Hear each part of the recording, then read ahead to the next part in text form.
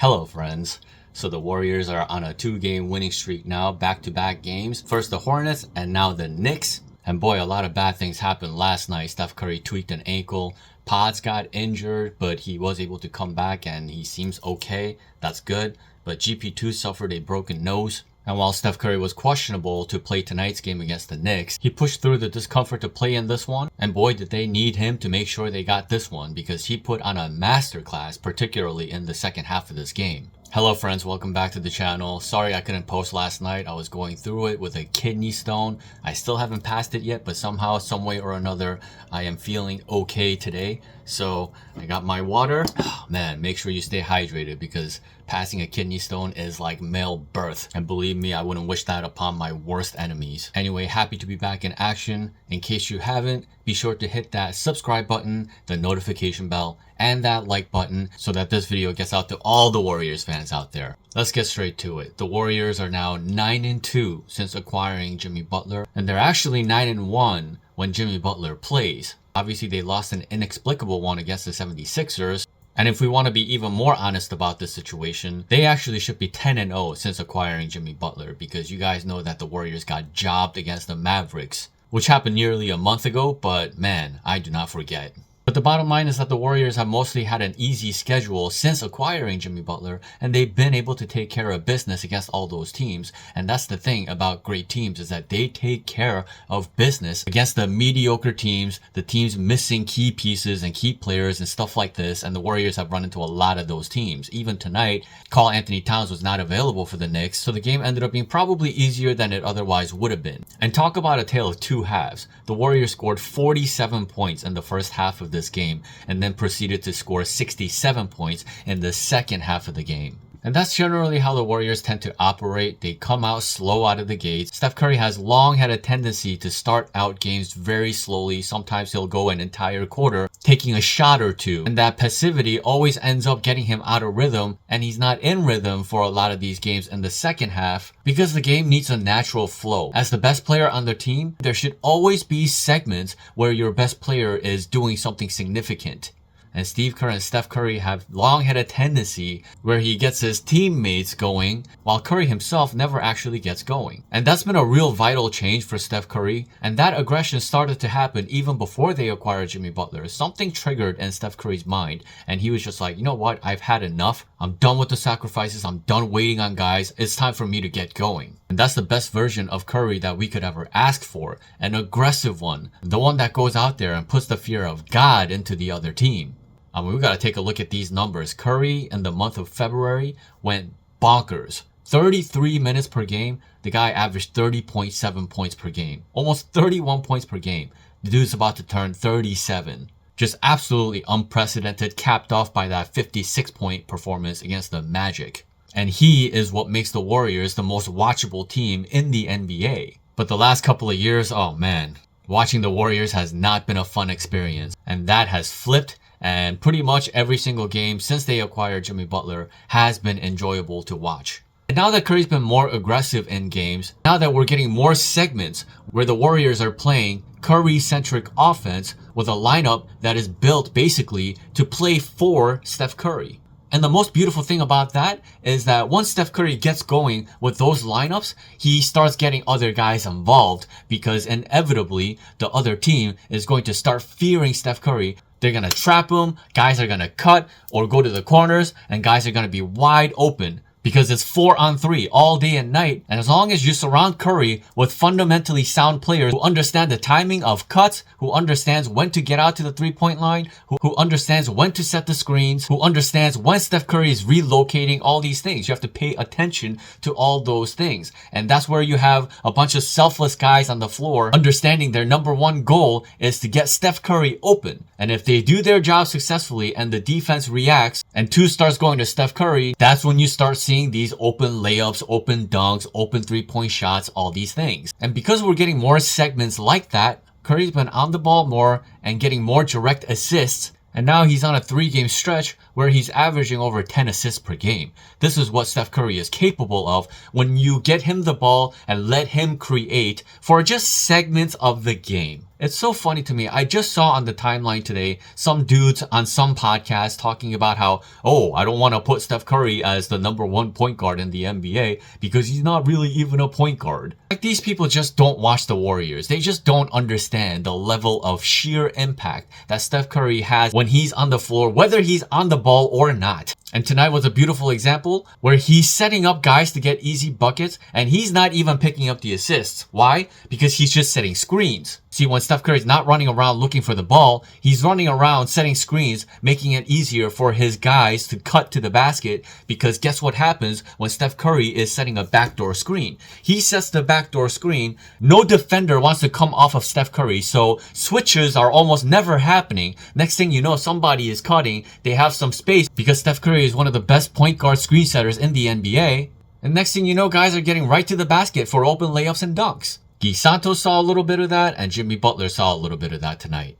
And yes, just another absolute masterclass from Steph Curry, playing 33 minutes, 28 points, 7 rebounds, 9 assists. Just flawless basketball. His impact cannot be measured just by looking at the stat sheet alone. And that's despite the fact that he re-aggravated that sprained ankle early in the game. He stepped on a fan's foot after backpedaling after taking a shot. And you can see him wincing in pain, but totally willing to play through it. And we just don't appreciate Steph Curry enough for everything that he's willing to do, everything that he's willing to play through. If the dude can walk, he's going to play.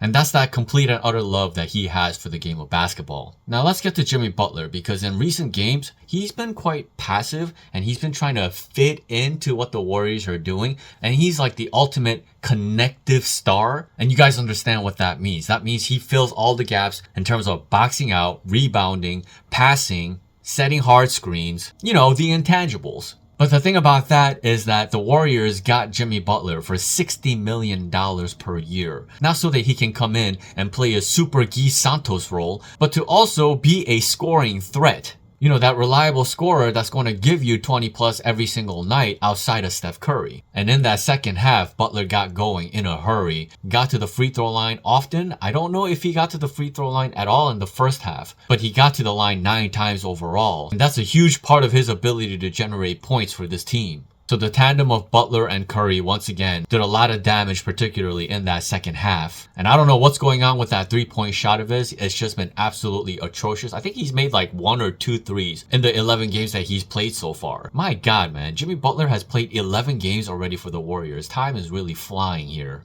But you know, Buddy Hield got some extra minutes in this one. And once again, to end that second quarter, they ran that Steph Curry, Pods, Buddy Hield lineup. And that lineup is just so frustrating. That lineup just was not good on either end of the floor to end that second quarter. And Buddy was having a pretty atrocious game up until late in the third, going into the fourth quarter, where he got more of an opportunity to play with Jimmy Butler because GP2 is out. And by the way, major shout out to GP2 because he's been playing some amazing basketball next to Steph Curry. He is literally the perfect Steph Curry centric player. And he was having a marvelous game against the Hornets before suffering a broken nose after LaMelo Ball ran into his face. But yes, Buddy Hield ended up taking those GP2 minutes in tonight's game. And like Butler has been able to do, he's been able to make Moody and Pods better players. He was able to do that for Buddy Hield as well in the second half of the game. You know, over the years, I've gotten very tired of the split action and the motion offense and just the predictability of it all. But the motion offense actually has been thriving for the Warriors because they have a lot of pieces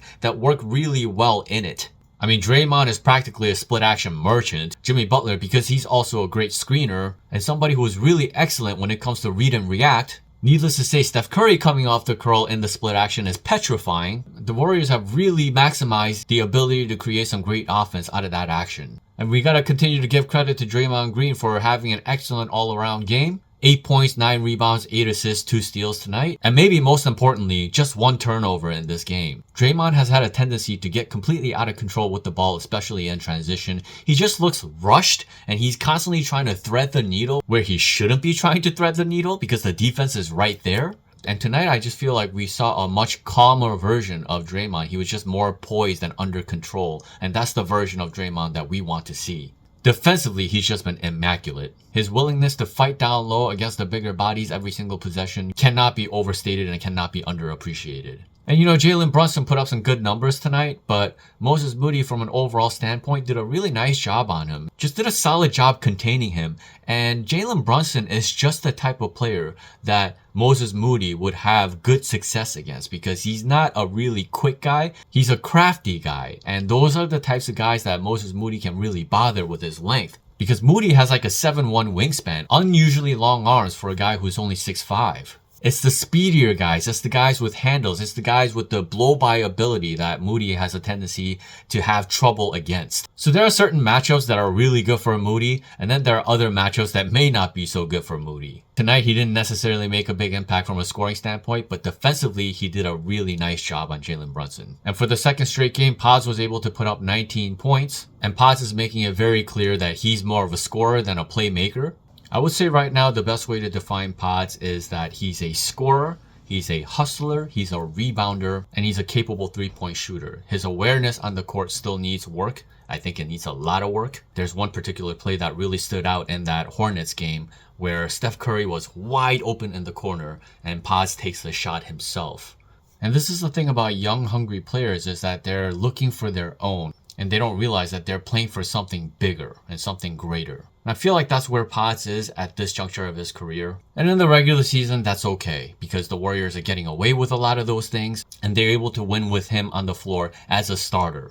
So while he can be a mixed bag of good and bad, he's more oftentimes good than bad. And of course, that's good news for the Warriors. Guy Santos has been getting some consistent minutes, and tonight he even got some closing minutes, and that's what he's capable of. We saw his potential as a closing piece in the 76ers game. His execution next to Steph Curry is really crisp, really sharp. His hustle is one of the best on the team. His ability to go get rebounds that he has no business getting is amazing. And you know, he started this one off a little bit slow. He missed a couple of bunnies, but overall he shot 4 of 6 from the floor, hit a big 3-point shot in the second half, and by far had the best plus minus off the bench. And I really hope Kerr finds a way to keep him in the rotation when Kuminga comes back, because Santos is an indispensable player. He's an intangible piece, and any championship caliber team needs pieces like that. A selfless player, a hustler who does all the fundamental things correctly and is really built to thrive in a Steve Kerr system. There were only 2 key issues that I saw in this one, where Steph Curry was once again getting on a heater in that third quarter, but was taken out with 2.5 minutes left in the third quarter. And then as soon as he sat, the Knicks ended up going on an 8-0 run. And I understand that the Warriors are on a back-to-back, but Curry once again was on a heater. And when the guy is on a heater, you don't want to take him off the floor voluntarily, give the other team a break, and then break your own team's momentum in that way. If he needs an extra breather in that fourth quarter, that's okay if you're able to create more momentum and more separation while Curry has it going to end the quarter. And remember, Curry can score in double figures in the blink of an eye. In the final 2.5 minutes of the quarter, he can turn a 10-point lead into a 20-point lead real fast. You have to give your own team an opportunity to possibly create that kind of separation when it's right in front of you. But it ended up being okay because Jimmy Butler ended up taking over in the early part of the fourth quarter. And then Curry came in and just made the game once again comically easy. And that's all she wrote.